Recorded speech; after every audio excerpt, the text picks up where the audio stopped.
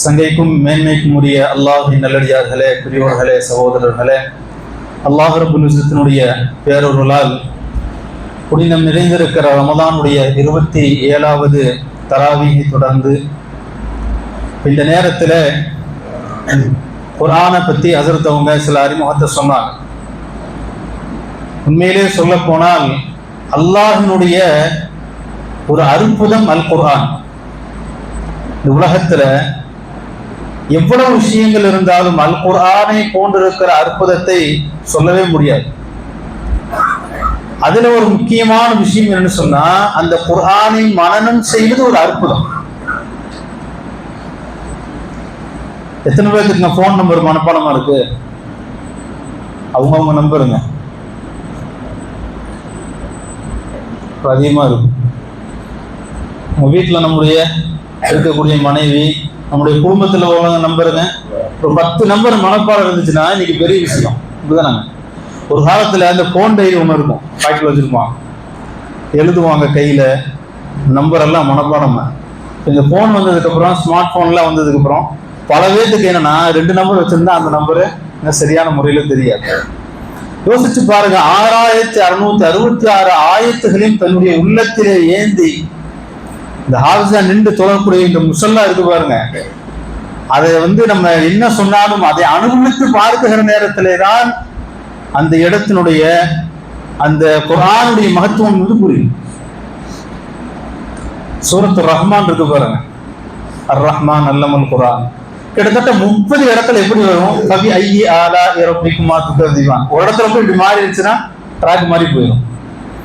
கவனத்தோடு ஓதணும், எங்கேயும் போயிடக்கூடாது. மிகப்பெரிய ஒரு போராட்டத்துக்கு மத்தியில குர்ஆனை பாதுகாத்து ஓதக்கூடிய ஒரு அமைப்பாக அல்லாஹ் என்ன செஞ்சிருக்கான்னு சொன்னா, இந்த தராவீஹினுடைய இந்த ஹாஃபிஸுகளுடைய மதிப்பை அல்லாஹ் வைத்திருக்கிறான். எனவே நாம யோசிக்கணும், அல்லாஹ் ரப்புல் இஸ்ஸத் இந்த குர்ஆனோடு சம்பந்தப்பட்ட எல்லாத்தையும் அல்லாஹ் கண்ணியப்படுத்தி இருக்கிறான்.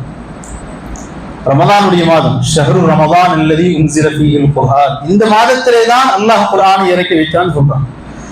அதுல இந்த இரவு லைலத்துல் கத்ர் இரவை பற்றி, இன்னா அன்ஸல்னாஹு ஃபீ லைலத்துல் கத்ர், இன்றைய இரவுல அல்லாஹ் குர்ஆனை இறக்கி வைத்தான்.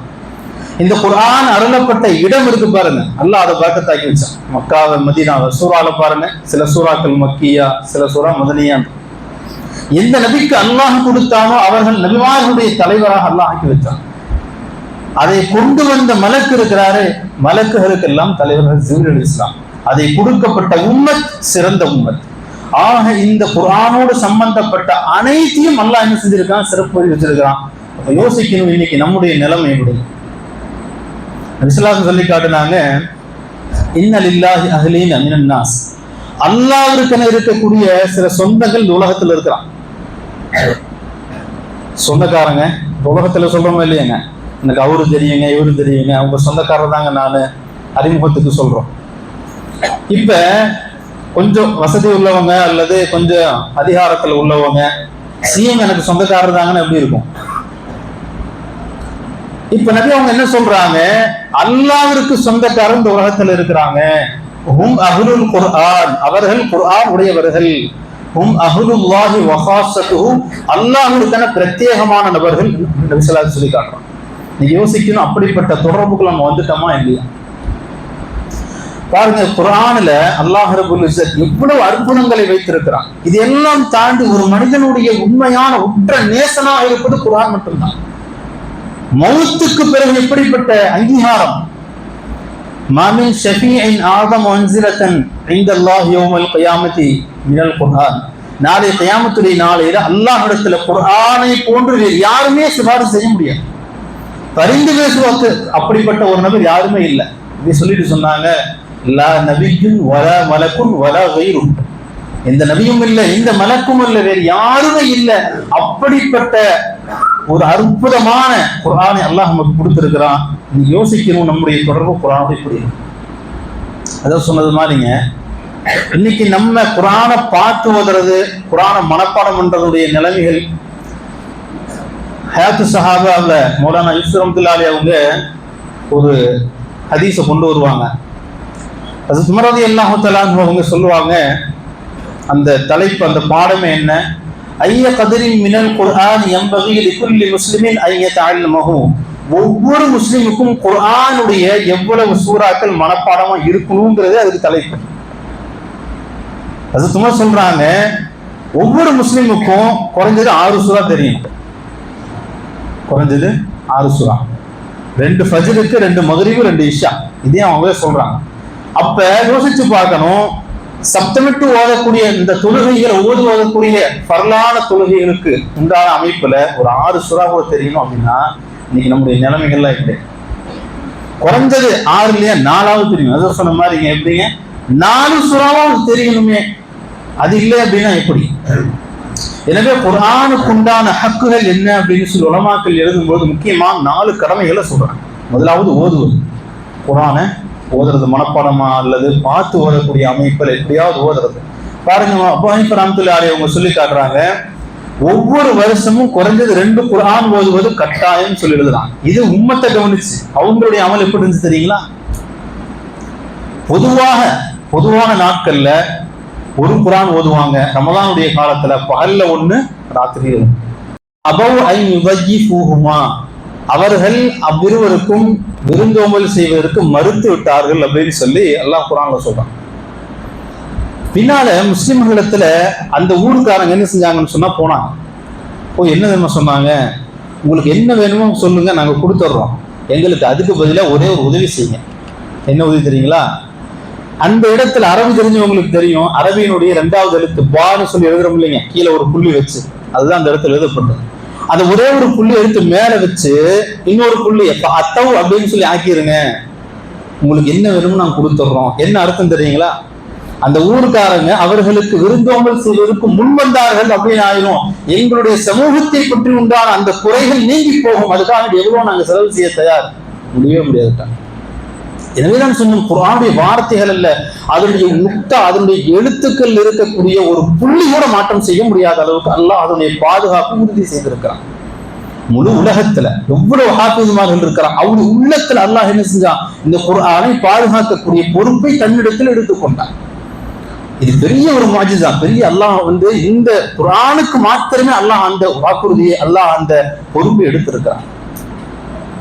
2வது, அந்த குர்ஆனுக்கு உண்டான அந்த அர்த்தம், அதனுடைய விளக்கங்களை குறித்து நாம தெரிஞ்சுக்கணும். நீ யோசிச்சு பாருங்க, காலம் முழுக்க அல்லம் சூரா அஜர் தோதராருங்க, குறைஞ்சபட்சம் அல்லம் சூறால என்ன அல்லாஹ் சொல்றான்னு கூட நமக்கு தெரியல. இதுதான் என்ன அர்த்தம்?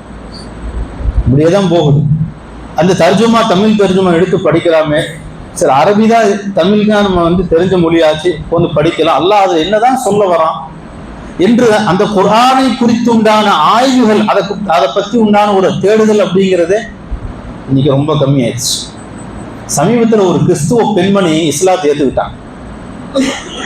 இப்போ அவங்கள்ட்ட கேட்டாங்களா, நீங்க எப்படி இஸ்லாத்தை ஏற்றுக்கிட்டீங்க அப்படின்னு சொல்லி. அவங்க சொன்னாங்களா, எங்களுடைய கிறிஸ்துவத்துல ஹஸரத் ஆதம் அலைஹிஸ்ஸலாம் அவர்களை பற்றி வரக்கூடிய நேரத்துல சொர்க்கத்துக்கு நமக்கு தெரியும், சொர்க்கத்துல என்ன செஞ்சாங்க, போனாங்க, அங்க ஒரு மரம் இருந்துச்சு, அந்த மரத்துல பழத்தை சாப்பிடக்கூடாதுன்னு சொன்னாங்க. இப்போ அதை பற்றி பேசிக்கொண்டு வரக்கூடிய நேரத்துல பைபிள்ல என்ன மாதிரி எழுதப்பட்டிருக்குதுன்னா, ஹஸரத் ஹவ்வா அலைஹிஸ்ஸலாம் அவங்கனால என்ன செஞ்சாங்க, இவங்க தப்பு செஞ்சாங்க, அதனால சொர்க்கத்துல இருந்து வெளியாக்கப்பட்டுட்டாங்க அப்படின்னு சொல்லி பெண் சமூகத்தை குறித்துண்டான அந்த ஒரு குறையை அந்த பைபிள்ல எழுதி இருக்கிறாங்க. சரி, அதே சமூகம் தான் குர்ஆன்ல வருது. எப்படி வருது தெரியுங்களா? ஃபஅஸல்லஹும ஷைத்தானு, ஷைத்தான் அவ்விருவர்களையும் வெளியெடுத்தான். ஃபஅக்ரஜஹுமா மிம்மா கானா ஃபீ, அவர்கள் இருந்த அந்த இடத்திலிருந்து அந்த 2 பேரையும் வெளியாக ஆக்கினான். இப்ப அந்த அம்மா என்ன படிக்கிறாங்கன்னா, பைபிள்ல எப்படி இருக்குங்க, பெண்ணை குறித்து உண்டான தவறை மட்டும்தான் அந்த இடத்துல சொல்லப்பட்டிருக்குது. இங்க குர்ஆனில் எப்படி அந்த தவறு நடந்ததுதான், ஆனா எப்படி பேசப்பட்டிருக்கு, ஆண் பெண் 2 பேரையும் சேர்த்து எல்லாம் என்ன செஞ்சிருக்கான், சொல்லி இருக்கிறார். இந்த சமத்துவத்தை பார்த்தேன், குர்ஆன் எப்படிப்பட்ட அற்புதமான வேதம் என்பதை புரிந்து கொண்டு நான் இஸ்லாத்தை ஏற்றுக்கொண்டேன் என்று பெண்மணி சொல்கிறார். இன்னைக்கு நம்ம தர்ஜுமா எடுத்து படிச்சோம்னா நமக்கு நல்லா தெரியும் எவ்வளவு விஷயங்கள் எல்லாம் சொல்லியிருக்கோம். சமீபத்தில் ஒரு ஆய்வு 1881 எகிப்துல இருக்கக்கூடிய அந்த பிரமிடுகள் இருக்கு பாருங்க, பிரமிடுகள், அந்த பிரமிடுகள்ல இருக்கக்கூடிய அந்த எழுத்துக்கள் அது எப்படின்னா வடிவங்களாக இருக்கும். இந்த மாதிரி இந்த எழுத்து மாதிரி இருக்காது, அதில் என்னதான் எழுதப்பட்டிருக்குதுங்கிறத ஆய்வு செய்வதற்காக வேண்டி ஒரு பெரும் முயற்சி செஞ்சு 1952 இங்கிலீஷ்ல என்ன செஞ்சாங்கன்னு சொன்னா அதனை மொழிபெயர்ப்பு கொடுத்தாங்க. ஜெர்மன்ல இருந்து அதை மொழிபெயர்ப்பு கொடுத்தாங்க. இப்ப அதுல ஒரு வாசகம் என்ன எழுதப்பட்டிருக்குன்னு சொன்னா, அந்த அரசர்கள் அந்த வாழ்ந்த காலத்துல மக்களுடைய நம்பிக்கை எப்படி இருந்துச்சுன்னு சொன்னா, அவங்க மூத்தாயிட்டாங்க இறந்துட்டாங்கன்னு சொன்னா வானங்கள் அழுகும், பூமிகள் அழுது குலுங்கும் என்று எழுதப்பட்டிருக்கு. சூரத்து துஹான்ல அல்லாஹ் ரபுல் இஸ்ஸத் ஹஜ்ரத் மூசா அலைஹிஸ்ஸலாம் பனி இஸ்ரவேலுடைய அந்த சம்பவத்தை எல்லாம் சொல்லிட்டு வரும் பொழுது அந்த இடத்துல ஒரு வார்த்தை சொல்லுவான். என்னன்னு சொன்னா, ஃபமா பகத அலைஹிமுஸ் ஸமாஉ வல் அர்து வமா கானூ முன்தரீன். அவர்கள் அழிந்த அந்த நேரத்துல அழிக்கப்பட்ட அந்த நேரத்துல வானம் அளவில்லை, பூமி அழுகல. அவர்கள் கொஞ்ச நேரம் கூட சிறிதளவு கூட அவர்களுக்கு அவகாசம் கொடுக்கப்படவில்லை என்று அல்லாஹ் சொல்றான். ஒருத்தருடைய பாருங்க, குரான்ல எவ்வளவோ நபிமார்களுடைய சம்பவங்கள் வருது. பல சமுதாயம் அழிக்கப்பட்டிருக்கிறாங்க. ஃபிரௌனும் அழிக்கப்பட்டான் அப்படின்னு சொல்லிட்டு போயிருக்கலாம். அல்லாஹ் என்ன செஞ்சா 3000 ஆண்டுகளுக்கு முன்னுண்டான அந்த சம்பவத்தை எப்படி சொல்ற, அவர்கள் அழிந்த காரணத்தினால் வானமும் அழியல, அழுவுல, பூமி அழுவுலன்னு சொல்வதன் மூலமாக 3000 ஆண்டுகளுக்கு முன்னுண்டான மக்களுடைய அந்த நம்பிக்கை அது தவறு அப்படிங்கிறது அல்லாஹ் என்ன செஞ்சா ஒரு வரியில் முடிச்சிட்டான். இது என்ன சும்மா சொல்லிட்டு போயிருக்கலாம்ல, மூத்தா போயிட்டான் அல்லது அழிஞ்சு போயிட்டான் அப்படின்னு சொல்லியிருக்கணும். அப்ப கருத்துக்களை ஆய்வு செய்ய செய்ய எவ்வளவு தூரம் அதனுடைய கருத்தான மிக்க ஒரு குர்ஆனுடைய ஆயத்தை நம்மளால பார்க்க முடியாது. நம் ஃபஹருத்தீன் ராஜி ரஹ்மத்துல்லாஹி அலைஹி அப்படின்னு சொல்லிட்டு ஒரு பெரிய திருக்குர்ஆனுக்கு விளக்கம் சொல்லக்கூடிய முஃபஸ்ஸிர் இருந்தார். ஒரு தடவை சொன்னாரு பாருங்க, அல்லம் சூரா இருக்கு பாருங்க, அல்லம் சூரால மட்டும் 1000 மசாயில்கள் எடுக்க முடியும்னு சொல்லிட்டாரு. கூட உள்ள ஒரு ஆள் என்ன செஞ்சாரு, அதுக்கு எடுக்க முடியும். அவருக்கு ஏதோ ஒரு பொறாமையில அப்படி கேட்டுட்டார்.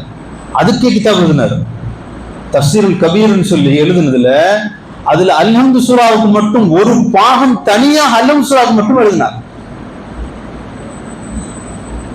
இப்னு ஜரீர் தப்ரி ரஹ்மத்துல்லாஹி அலைஹி அப்படின்னு சொல்லிட்டுங்க 30,000 பக்கங்களை கொண்டு தஃப்சீர் எழுதினார்.